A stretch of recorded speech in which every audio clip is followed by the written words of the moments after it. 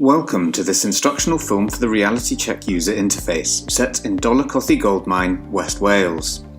This film is on the graphical user interface controls for navigating the map model. To open the map model, we click on the navigation icon that, on first opening, triggers an animation. This animation is to bring your initial position to the center of the screen for orientation. Now the map model is open, notice that one of the location buttons is pulsing turquoise and grey. This pulse is to indicate the position from which you opened the map model. i.e., if you were to close the map model without activating any of the location buttons, it is to this point you will return. Here, in the top right corner of your screen is where you will see the new icon controls, or graphical user interface, for manipulating the camera view of the map model.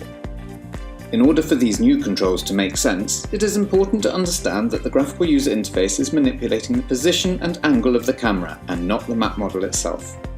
i.e., with the graphical user interface, you are controlling the flight of the camera around the map model.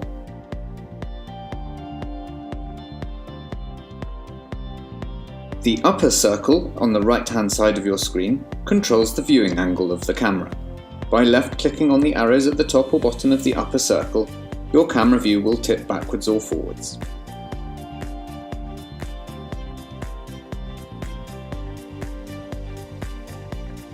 Left-clicking on the left or right arrow, the camera will roll anti-clockwise or clockwise.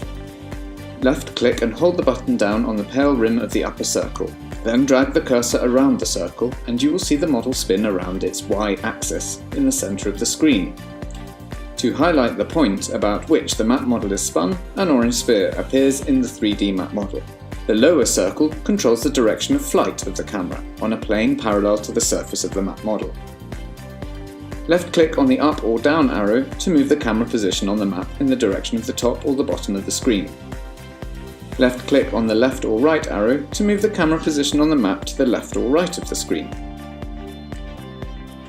The altitude slider bar is situated beneath these circles, on the right-hand side of the screen, and it controls the altitude of the camera view. Left-click on the upper or lower arrow to increase or decrease the altitude of the camera. Alternatively, left-clicking and holding on the slider to drag it up and down will increase and decrease the altitude. Release the mouse button once the desired altitude has been reached. The Options button under the altitude slider bar opens the menu to control map layers. Clicking on the Options menu will open a list of tick boxes that are different layers of the map. Untick the layers of the map that are obscuring a view of a point of interest. For example, the buttons.